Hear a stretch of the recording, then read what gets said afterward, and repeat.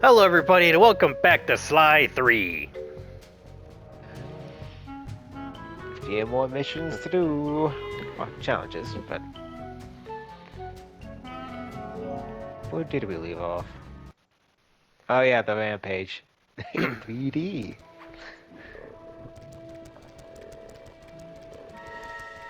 As I recall, we were discussing the villains, and we were on Le Fouille last time, when we left off. Mow down these thugs. I believe so. That sounds about right.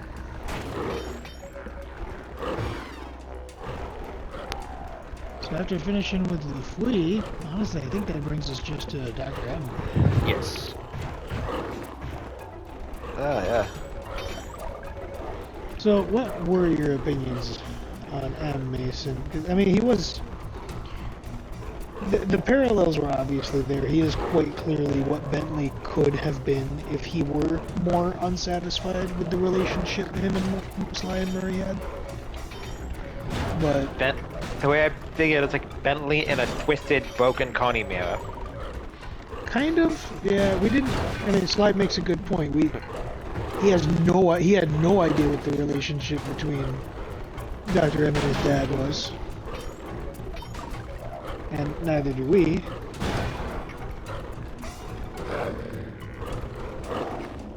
We don't, but whatever that relationship was, something caused him to just twist and snap like a... That's 10 fewer pilots in the finals. like a Patrick Turkey bone.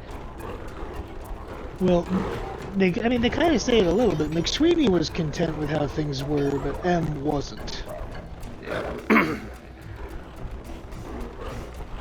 He was very obsessed, paranoid.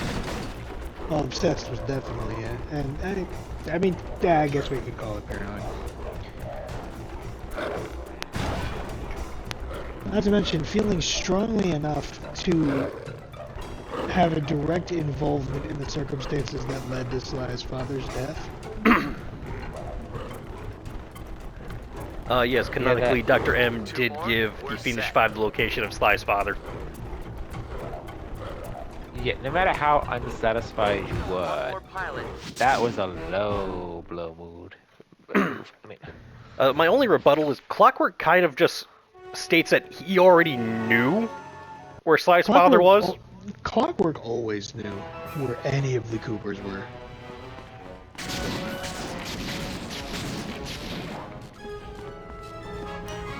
Like it was just kind of implied that no matter what, Clockwork knew where any active member of the Cooper family was. You're right, son. I'm straight trained and you're nothing but some dumb cat asleep in the tracks. well, that's true. That doesn't mean that he had the right to tell Clockwork. Oh yeah, he didn't just tell Clockwork. He told the entire group. Yeah, he told everybody. And were they even a group before they attacked him? Because if they weren't, then he basically brought the Phoenix 5 together. No, the Phoenix 5 was a thing long before that happened. Yeah, they were already their own criminal group. They were like the Claw Gang. Look alive, Peg. 'Cause Just you won't less be organized around. or rather, when we got them, they were doing their own shit. Yeah, because after they got what they wanted, they all started to do their own thing. Yeah, they had over a decade to just do whatever the heck they wanted. Pretty much, yeah. This ain't no pillow fight. Eat lead. They did more or less just have free reign to do as they pleased. Although, if you think about it, it did not really make sense for them to steal the Thievius Raccoonus, because not a single fucking one of them used anything that was in it. It made sense from Clockwork's perspective because his end goal was to make Sly believe that the Thievius Raccoonus is what made great thieves, and without it, he was just another idiot. No badge or block. I'll agree to Although that. I'll agree to that. It made sense for Clockwork and his goals, it did not make sense for anybody else. Because they all made it sound like getting their hands on the book would have just made them so much better than they already were, and yet not a single fucking one of them used anything that was in the book. They just chucked the pages into a safe and treated him more like a trophy than anything else. And you know, even then, what a sad fucking thing to keep a trophy of. Just, hey, here's that time we, you know, the 5 of us ganged up on one dude in his family home and orphaned his son. It was rather twisted. Say goodnight, cockhead. I also get the feeling that he did it and had each one take a page just because he wanted to try to find a way to guarantee that no other Koopa family member will ever be able to come back as thieves to be a problem for him. Well, all he'd have to do Because he is kill Sly, because Sly is the only member of the Cooper family. Therefore, as long as Sly doesn't have children, there goes the Coopers. True, but at the same time, you can tell he's rather arrogant. I have a feeling that he kept him alive just out of a overall grudge, that he wanted the satisfaction of watching the line die out without. Well, again, the only person their plan made sense for was Clockwork. It did not make sense for any other member of the Fiendish Five. It only made sense for Clockwork. Like, Mugshot right there. Perfect example. What the fuck was Mugshot gonna do with literally any fragment of Cooper family knowledge? Well, one of them was a early Scottishman, so. Yeah, no, it still wouldn't help because Mugshot was full-on mafioso. The only Cooper member that he could have maybe gleaned something from would have been Tennessee Kid Cooper, and if I'm not mistaken, That was the parts he had. Was that the part he had? Yeah, those were the ones he had. And yet he still didn't do anything with it.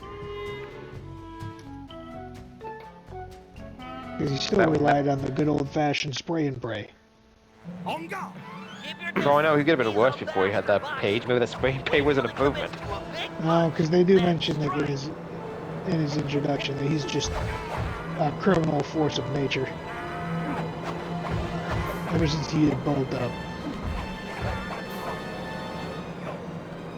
I stand by what I said. The plan from the original game only makes sense for Clockwork. He basically used his team, and then the rest of them just kept a really, really fucked up trophy.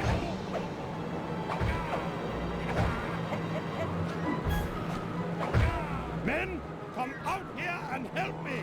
I'll double your wages!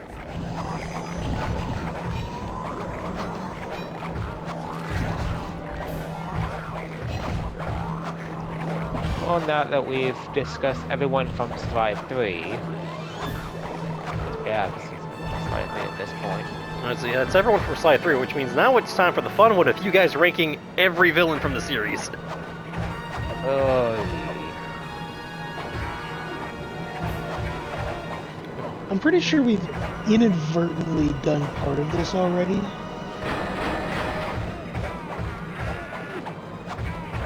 Because we have rated our favorite villains from the franchise overall, or at least our top 3.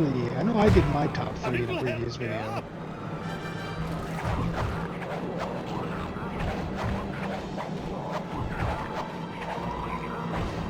I know Mason did his bottom 3. Which honestly hasn't really changed all that much. No, and again, does not surprise me. But now to think of how I actually remake everything, it's tricky.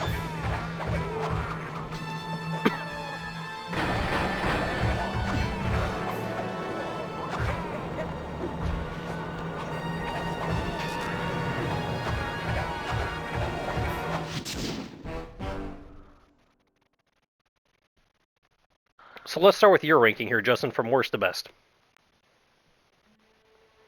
No, from worst to best. Ah, Jesus.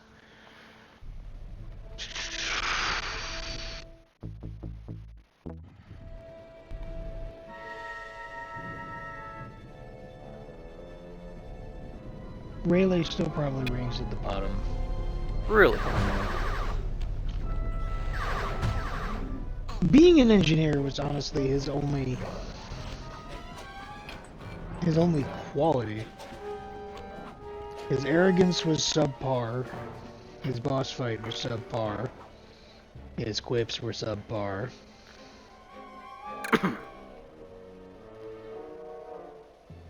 He just honestly, literally just kind of stood out as villain number one. I really just felt like his whole deal just felt like being villain number one. And here I thought the Mask of Dark Earth might change that. No, Mask of Dark Earth. The literal just. It literally just a cursed object acting on magic and instinct still ranks above him, in my opinion.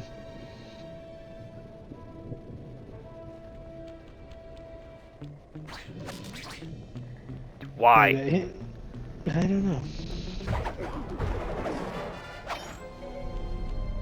Let's see. Who the fuck am I putting up?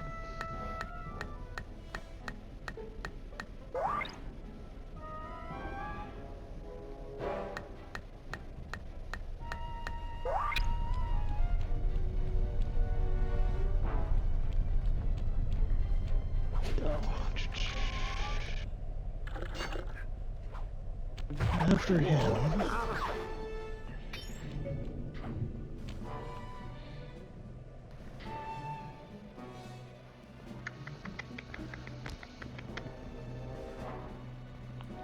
I had these all sorted at one point, and now I've lost my sorting. Oh, that's my problem right now. I would probably put...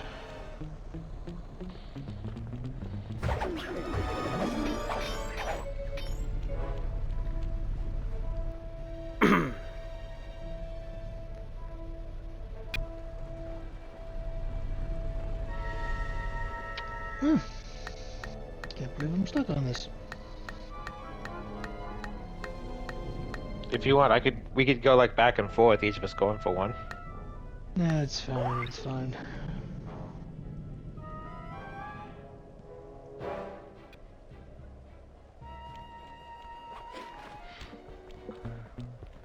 Honestly, I probably would put the Mask of Dark Earth next, just because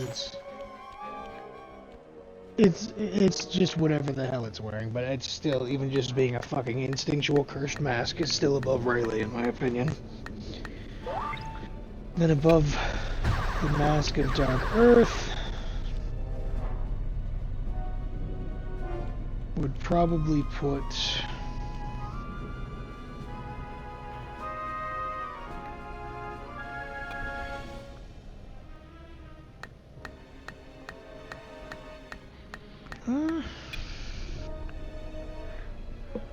that's a good windmill slide. That's a good windmill.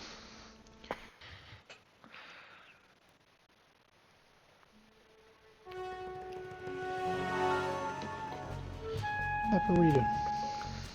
Pepper. Hey. Just start. Just start with it.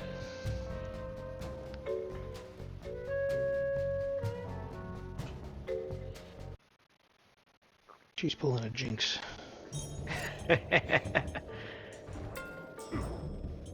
She's gonna do so eventually.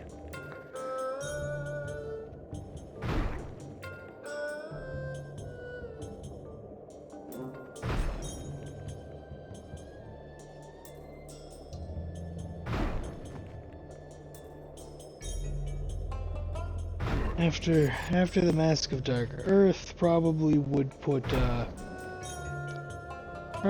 Sao. Really? Yeah. I mean, I'm not surprised. I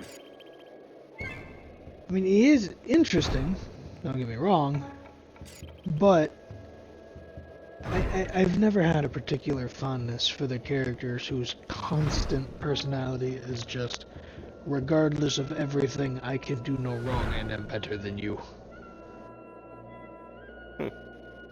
Even when they're legitimately bruised and battered on the ground, looking up at you from a swollen eyeball. Just not. I'm better than you. This is clearly my win. Like, no, motherfucker, it's not. Just reality. Even just a little reality. Probably do you some good.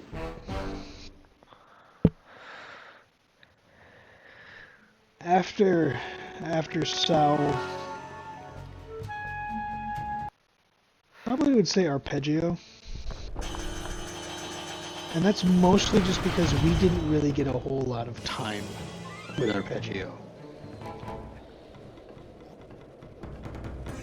Like, he had a lot of potential, and what little time we did get with him proved that even if you thought you were 2 steps forward, you didn't realize he took a left turn back there.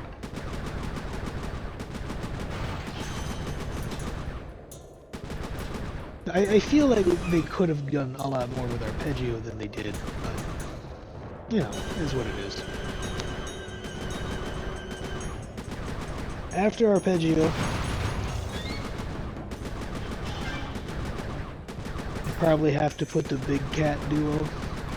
I don't really know who I would place above the other, so I'm just going to put both Octavio and Rajan there. Because honestly, they were both kind of even presence, in my opinion. Ow!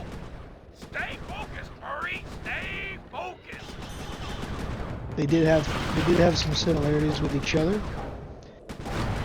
in how, you know, big they and their reputations became after turning to Life of Crime.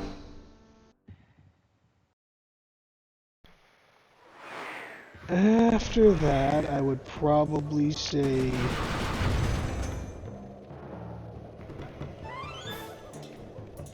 the Contessa.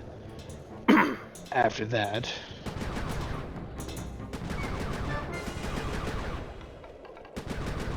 After Contessa,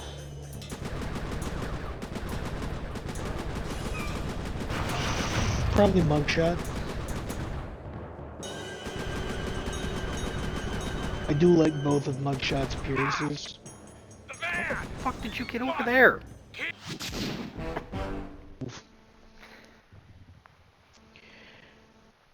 After Mugshot would probably be Dimitri, and the main reason Dimitri wins out over Mugshot is the personality. I mean, fair. After Dimitri, I would probably say John Basson. Honestly, John Basson and Miss Ruby are kind of tied for me.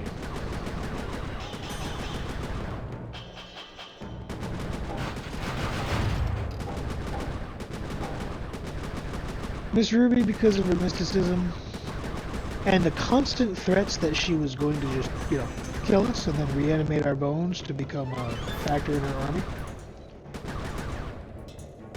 And then John Basson with his constant back and forth between being an oddly fair employer and also the biggest fucking sore loser I have seen in a while. I repeat myself. How do you get over there? I think they do manage to jump from behind. No, they don't actually. Hmm? No, they can't actually.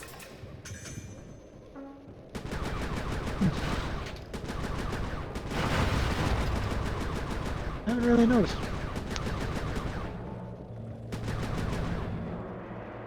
Let's see here. So after Ms. Ruby and John Basson, would probably be Fucking monkeys. Dr. M.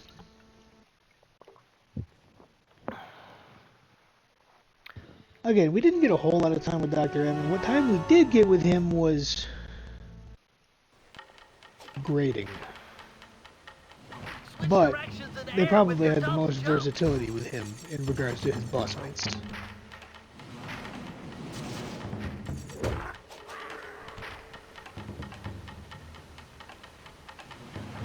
Then we have Panda King. I do appreciate me the Panda King.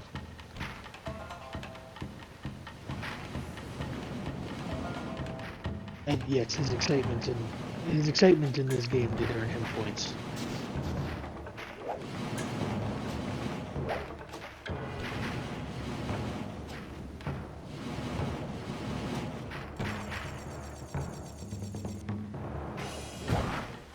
After Panda King, probably Neela. I don't know how much Mason hates Neela, but there was that period of time there where you legitimately didn't think she was going to be that level of an antagonist. Like, clearly she was going to turn against you at some point. She was supposed to be an Interpol officer, but the slow build-up to her being one of the top members of the Claw Gang was pretty well done, honestly.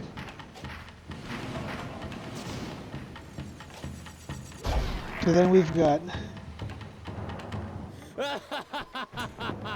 Actually, I'm going to put Clockla, then Neela, because Clockla was just kind of annoying. Come back and take it like a man. I forgot about Clockla. Fair.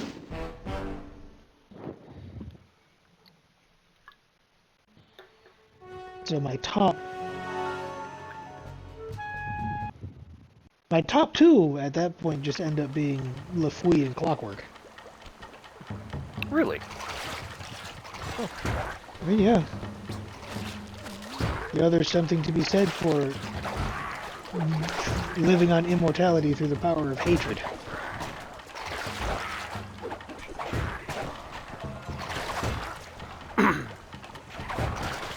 Clockwork beats Clockla any day, first off.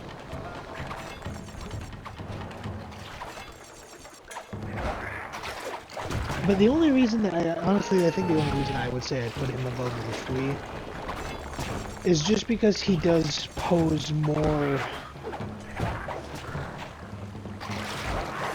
a more imposing antagonist. I mean, fair. Lafui was smart, yeah, don't get me wrong. Lafui probably would have been able to outsmart Arpeggio. Yeah, that says someone, a man who lives in old-timey pirate ages, can outsmart with one of the smartest people on the planet. Just in terms of tactics and strategy. Like, in terms of planning, I do think Lafui could have outplanned Arpeggio. Would he have had the tools necessary? No. The men? Yes. Which also just kind of goes to show you that Bentley, given enough time, could outplan both of them. As he demonstrates. Also weird that two of the smartest characters in this franchise are murderers. Ow. Don't you mean 3? I mean, if you want to count Clockwork. Sure, but when you think Clockwork, you don't think genius, you think relentless. There's a level of genius in of itself. He managed to make an immortal body. Well, nobody ever said that he made the parts, he just said that he used the parts to replace his body as the years went on. I don't think they ever say who made Clockwork's parts. They never say it out for flat out, but it's kind of hinted that he does make it himself. Or at the very least, he came up with the idea for what they were. Oh, he had to have come up with the idea at the very least.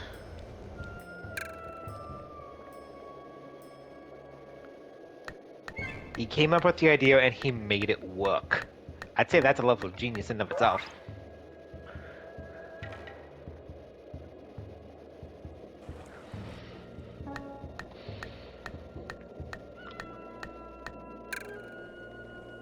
Alright, it's your turn, Mason. Okay, I think you guys can guess what my first one is for my lowest. Clockla. Clockla, Nala, Neela, whatever the fuck her name is, she's at the lowest point. I want her gone. I want her destroyed. Bye-bye. Screw you. Technically, you got your wish. Yes, I did, and I'm happy for that. But I wish it happened soon after all the shit you put the gang through. Even at the beginning, I don't think I actually liked her that much. And then when she backstabbed them when at the moment of need, it's like, fuck you, you horrible woman. Who comes next after that? After that, I'd have to say General Sao. His personality was shit. The only real good fights were with the dragon, in my opinion. General Sao himself, his personality, the way he acted, the only thing that really good, there were only a few things good things that came out of it, and none of it was about him. I think the only time that something good came out of it was when he was the one that was fried by the electricity. Some fried chicken is always a good way to end a day. After that, I would have to say the mask, because yeah, you see a few different interesting things. The Kamen Rider does good. The thing with Kamen Rider was somewhat interesting, but at the same time, it was very. I don't want to say. It was more like it felt like the mask itself. Well, it was. I don't want to say it had no agency because it was choosing people, but at the same time, it felt like for something that was supposed to be very malevolent, you get very little feel from it itself. It's more like the people are acting on darker desires, but you don't get any feeling of the mask on its own.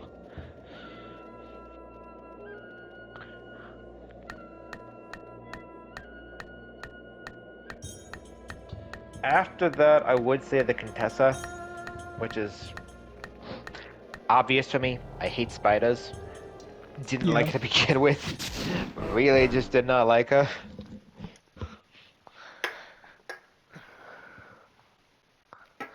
She had some interesting stuff, and the gothic background for her location was pretty cool, but her herself, I was just no.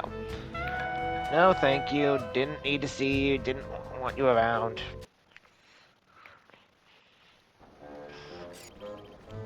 And a boss fight was honestly just kind of weird. What? Be that monkeys? Huh? After that, I would say Arpeggio. He's a genius, I won't deny that. There was a lot of interesting story background for him, but that's just it. It was mostly story background. We rarely saw anything specifically about him till the end. And he dies within like the 5 minutes after he starts his big reveal. Yeah. Honestly, I feel like he really had the short straw of that situation. I feel like they could have done more with him, but it was like they were running on a tight schedule and just didn't have time to go into anything good with him, so they just wrote him off as quickly as possible.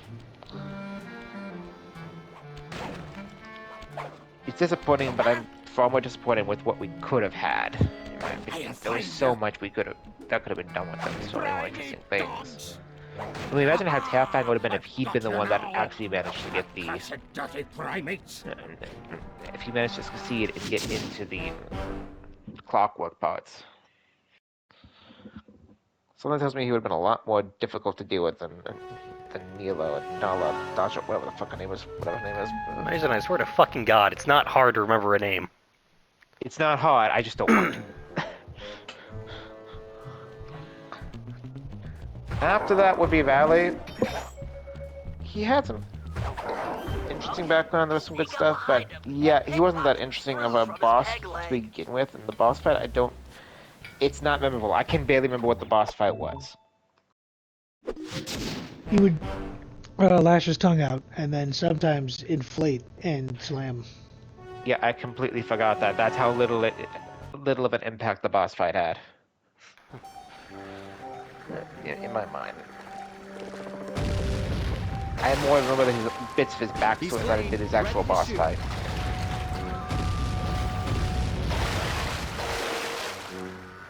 After that, I'd say would be the opera singer. This guy. Octavio? Yeah, Octavio. That sucker! He was more interesting than the others in that sense. He's down. But the it wood. did. Good shot, I pal! liked this boss fight, and there was some interesting stuff. I still enjoy the fact that he finally got what he wanted once he was in prison. Armor's Just gone. because everyone that actually wanted to listen to him was already in jail. But at the same time, it did feel kind of He's clean. whiny. Like, I understood he was insulted, but he didn't have to. But at the same time, if you're insulted, just find a better an audience that appreciates you. Don't just try to force everyone to enjoy your music if they don't like to.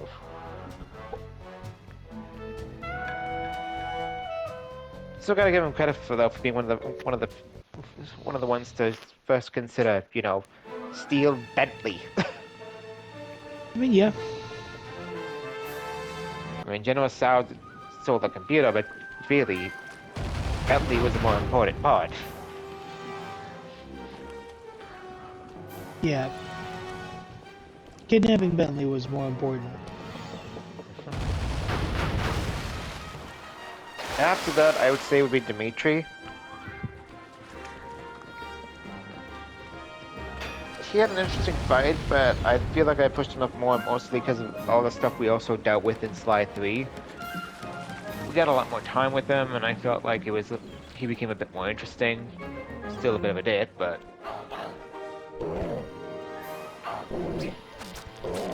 I felt like that gave me a better understanding and made me feel a bit more nostalgic, I'd say, for this first Sly fight with him.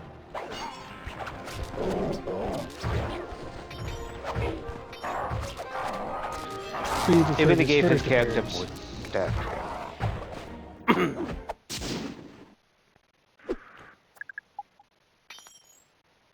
After that would be...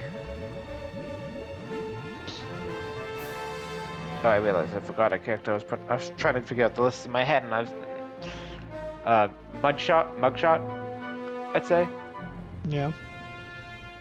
He was definitely interesting, and I do feel like this game gave us a little bit more characterization, just for the fact that they finally mentioned that he has another hobby, and you start to see that he actually does care about his family. When you insulted his mother, he was ready to throw down.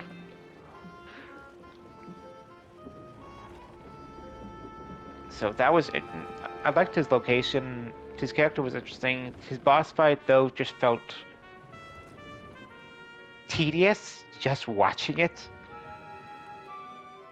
It was like, what, one hit KO? The moment he shot you, you were basically dead if you didn't have the horseshoes. And that's the same way with every boss in that game, Mason. I know, I felt like you dealt with that far more with Mugshot. Felt a bit more bullshit. Mugshot did get some shots off on you that he should not have. Yeah. I will not deny that. I feel like out of all the Mugshot had the better chance to just get instant, insane, impossible shots when they shouldn't have.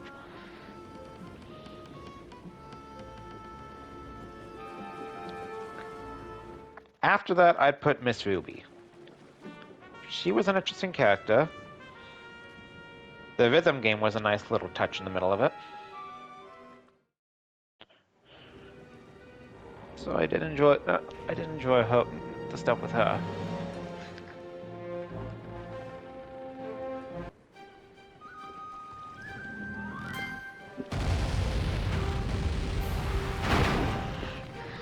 The fact that the boss fight takes place completely in a big, huge skeleton was pretty nice.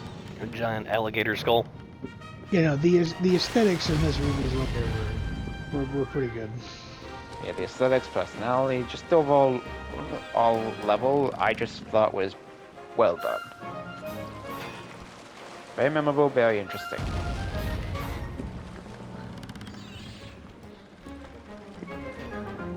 After that, I would put Le Fouille. He was an interesting character, and there was a lot of stuff that happened during his arc that, not just about him, but about all the other characters around him. I mean, the moment when Bentley finally got the girl. Yeah. And I do like the fact that he was clever enough to start setting up booby traps and just surprise bombs. Like the moment Sly was like, "Oh, I found her," turns out to just be a dummy UFO with a little bomb. It's like, oh. LaFouille. He's good. Yeah, I thought that was very well done.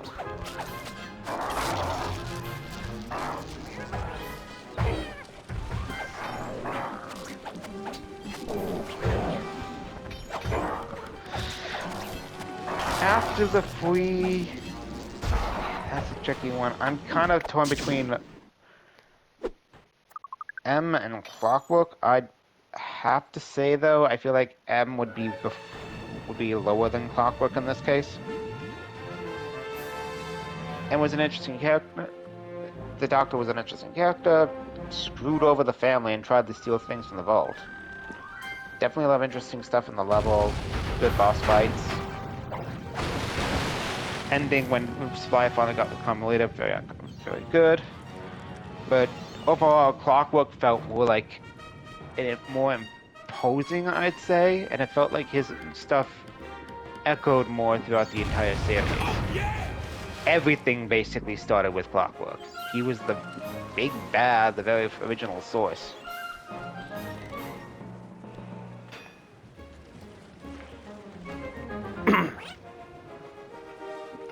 Will say though, did not like his boss fight that much.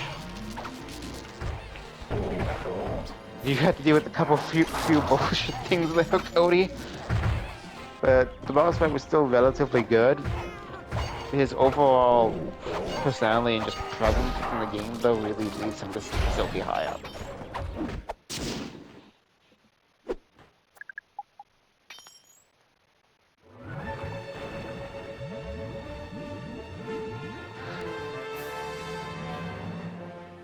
This one's going to be a somewhat controversial one, though then again, which in my opinion aren't controversial at this point. I have Vajan, I'd say, as my third best. Okay. I did like his character, but it was also partially the stuff that occurred during the missions that was leading up to his fight. There was a lot that happened. I did like the scenery and the fact that both levels had very unique styled choice designs. They had to do a lot to prepare for Vajan, and I like the fact that for one of the things Sly had to literally dance with Carmelita to distract her. I thought that was I thought it was really interesting.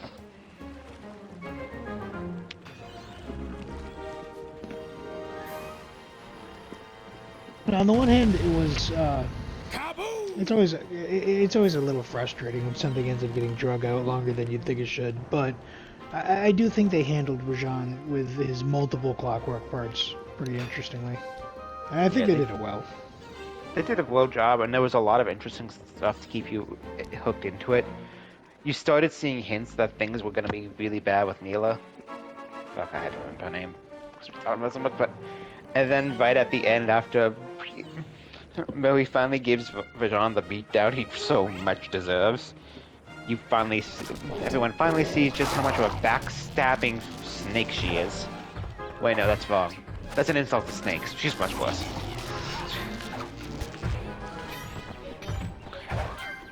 I mean, I get it.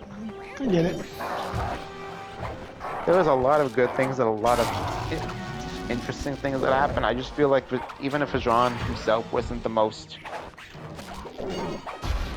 unique character, enough happened with his within the storyline and with his fights that I felt like he definitely deserved to be higher.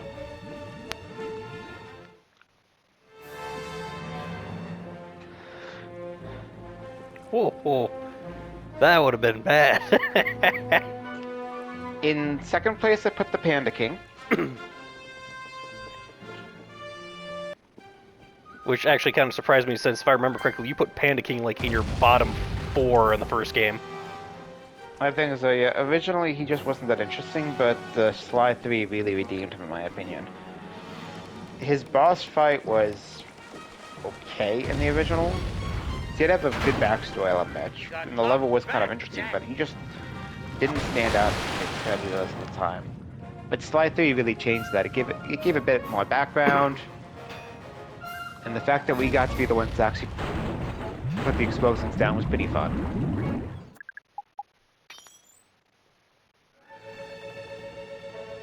And you gotta admit, the old man look for him suited him quite well.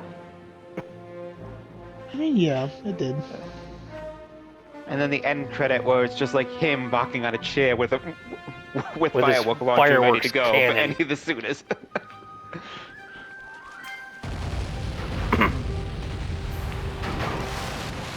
Yeah, Sly 3 really helped bring his character greater depth and interest. I feel like that's why added with all that and the repeat boss fight, and then with the different information, I just felt like he had to go up higher at this point.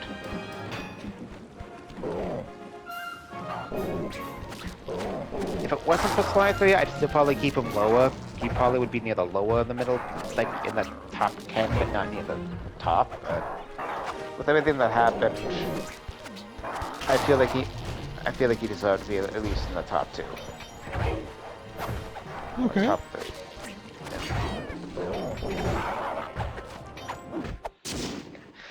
Last but not least, my number 1, Jean Bison. Oh boy. No, so here's the controversial pick.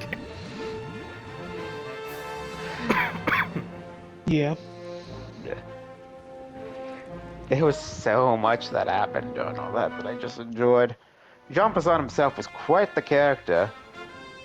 18th century man suddenly in the 21st century, just trying to destroy everything. All the name of progress. There was a lot to hate about him, but there was also a lot to respect.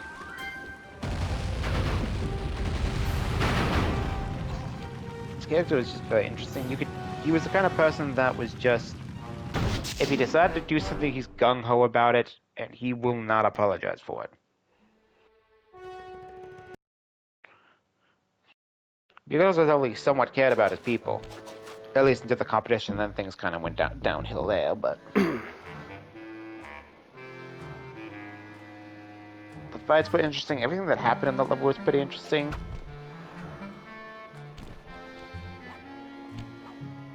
Them losing losing his van was sad.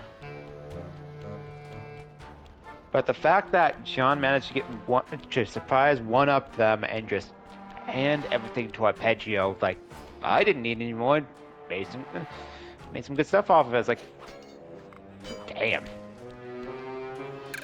You had items of great power and you decided to just give them all to Arpeggio.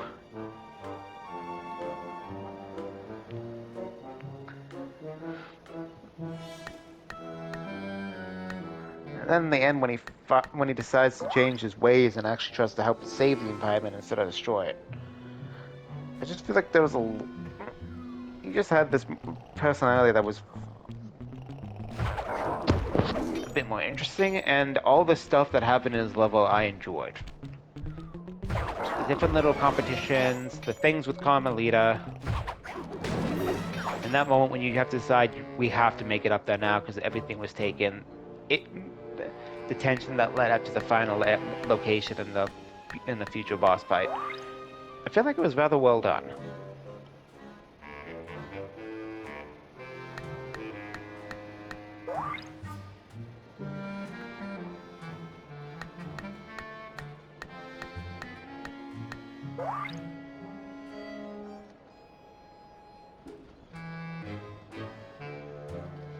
But nothing to say, no disparaging comments. It's your opinion. I mean, we talk shit about the way you put your opinions sometimes, and every once in a while you have one that seems a little off kilter, but in the end it is your opinion. You're the one who's got to stand by it. Yep, and for my reasons. I just feel like Jean Bison, his overall level, his personality, the fights, it was all really well done. I mean, the stuff with Carmelita and Murray after she kidnapped him. was also good. It's just there was a lot that happened in that section. A lot of interesting things. Gotta admit, did love it when Cody had to keep having Sly run away from Carmelita after he steals one of the keys. Like, Snatch, you! Run, run, run!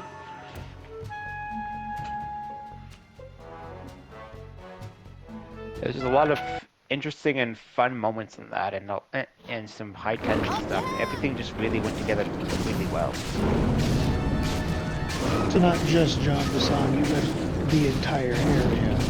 Yeah, when I go for villains, I don't just try to think of the character and costume. I'm trying to think of everything, like what happened in that area, what stuff led up to the fight with the enemy, what was the location like, what was the fights like, characterization, story plot. Going by all of that, I put John Bassan and Tana Gates near the top. Of course, it's also biased upon what I think is interesting, but. Right. So, you've got friends. I've got a shop to stick. Where are you going? So yeah, that's my list.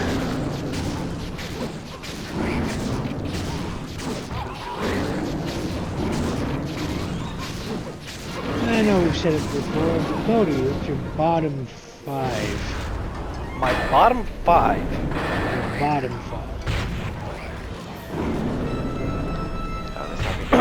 Bought some popcorn. Oh, my bottom 5 would probably start with the Mask of Dark Earth that has no personality. Feel you there. Okay.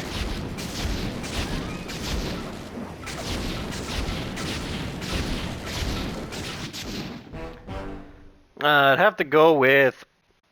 I do agree with you, Mace, Justin. Raleigh the Frog is a very boring opponent. Yeah. Yep. So he'd let's do it come now. in second to last.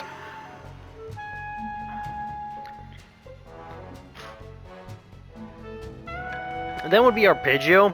Not because he's a bad character, it's because he has no screen time whatsoever. Yeah, exactly. They really did him dirty on that. I don't think they did He him could've been a dirty. Because they were building Neil up as being the true villain all along. I feel like Mason's just digging too much into it. Yeah, that's also true, but then again, I also hate Neela with a fiery passion of 1,000 suns.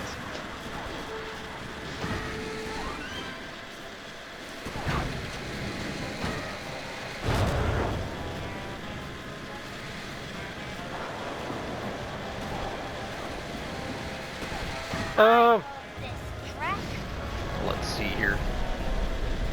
Third least favorite villain.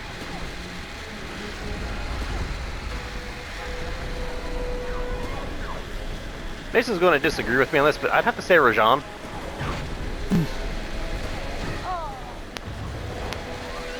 I'm listening.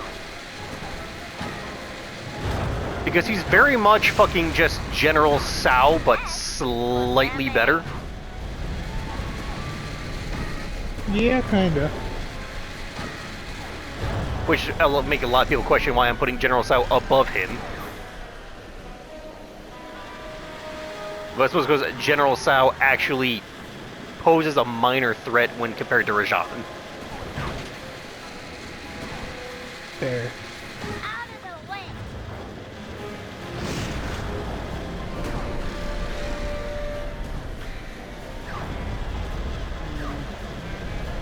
That's your opinion.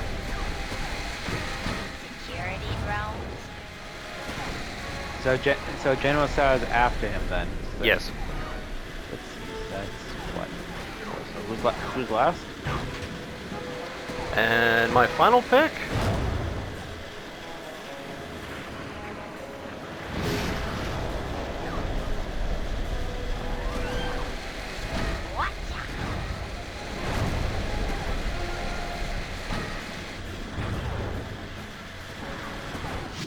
Fuck.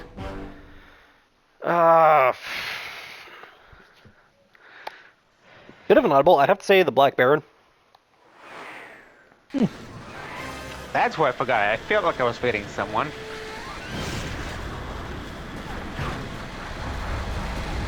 Kinetic energy throw up the black bone. Yeah, shit, I guess I didn't go with the Black Baron either, because it's just Penelope.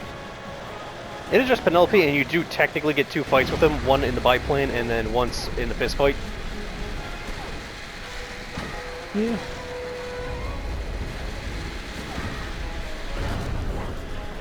So after your bottom 5, that's your top 3. My top 3? Obviously Clockwork number 1. Yep. Yeah, Panda what- King what- number 2. And Mugshot comes in at 3. Yeah, I can see it. I can understand it. No, I get it. Well, we're all kind of in agreement on the Clockwork front. Their first penultimate villain was still kind of the penultimate villain. That one agreement. Sorry, I'm not playing nice.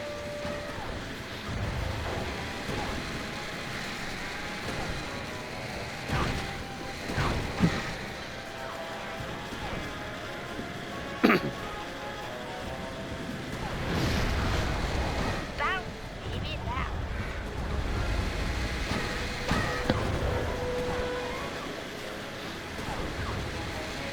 Lord, redirection.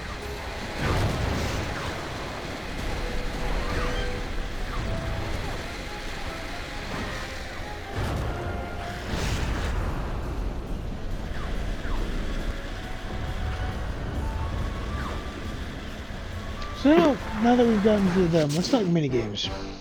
Oh, minigames, so many. Oh lord. Your favorite minigame. Ooh.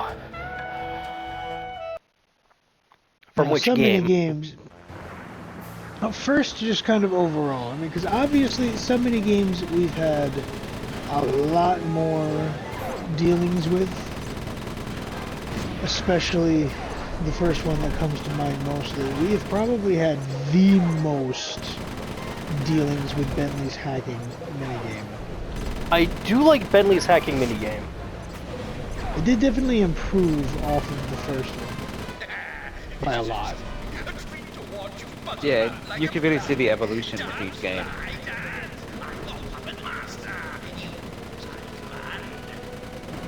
My only nitpick with the later versions of it were the fact that the background music was just like the same 2.5 seconds of music.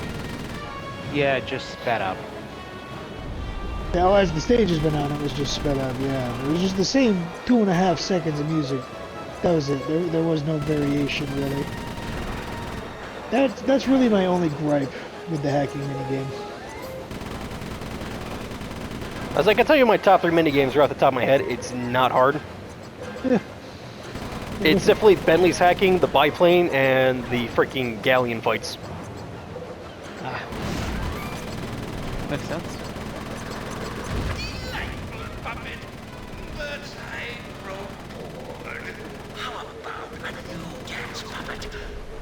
Yeah, you're amazing.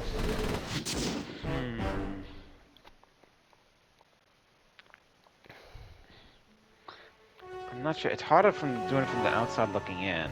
Since I didn't actually do any of it. Well, for me and you, it's more about aesthetic than it is My about ancestors actually sure knew the how to functionality decorate. of playing the game. Nothing but big Because, piles you know, of we gold. weren't in control for any part of this. We did not play the minigames, we just witnessed the minigames.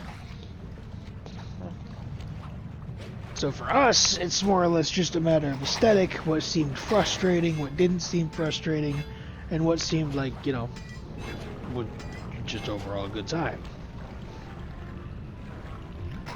Like, I would have to agree with Cody in the sense that Bentley's hacking minigame and the Galleon minigames, probably the top 2. Yeah, Excuse me. same. They were both interesting. After that, I would have to say... I don't think we can count the one for him stealing keys from Carmelita as a minigame. No, that's No, just pickpocketing. I was gonna say Pickpocketing. pickpocketing were not so much minigames as they were just a type of mission to deal with. Yeah. I don't know if this counts as a minigame, but the one where he had to deal with all the different little traps that kept speeding up as people passed through them. Specifically in Sly 3 when the different trap types. Between two screens. Oh, you're talking about the security for Yeah, the the hangar. security. Okay, okay. Now, I won't say it's in my top 3, but I will say my opinion on probably the most unique of the minigames would have been Dimitri's underwater scuba hunt. Oh, that kind of minigame, and then yeah, that'd be it. Cause I mean, it's technically a part of the chapter, but then again, all of the minigames were a part of the chapter, so... Considering it was not only like a complete and total perspective shift, but it was also, you know, technically it was a shooter and it was a looter, I would say that that part of the level counts as a minigame. yeah, I can agree with that. But I probably wouldn't say it's in my top 3 favorites, but I do feel like that is the most unique minigame out of the series.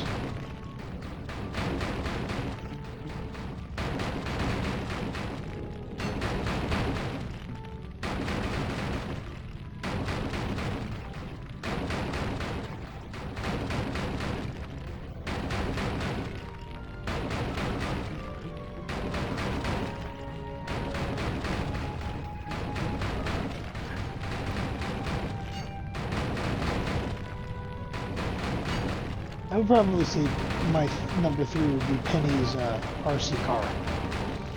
Or Penelope's, sorry. Penelope's RC car. Alright.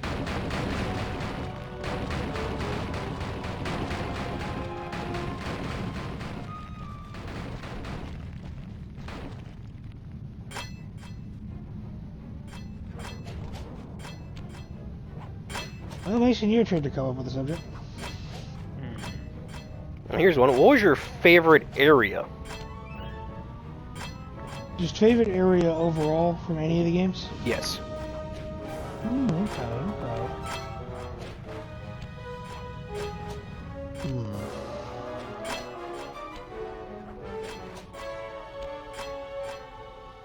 Now, I did like the vibe of Prague, but I would probably say my overall favorite would have been the Frozen North.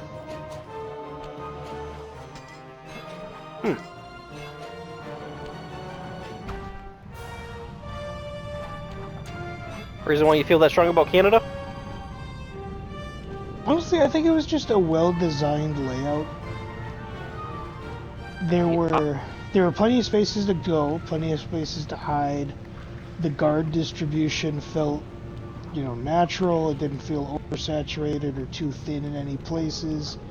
The environmental hazards were nice because you did still, you know, you had bear running around. I don't remember if we had a wolf in Canada, but I know we at least had old Grizzface running around.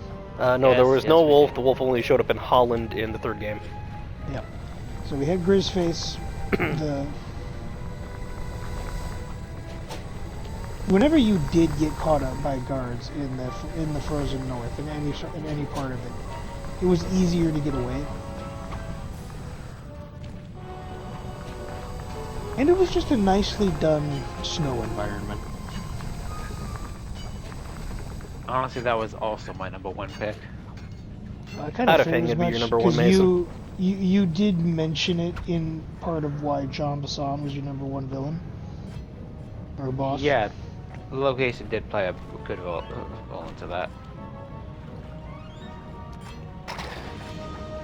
What about you, Dave?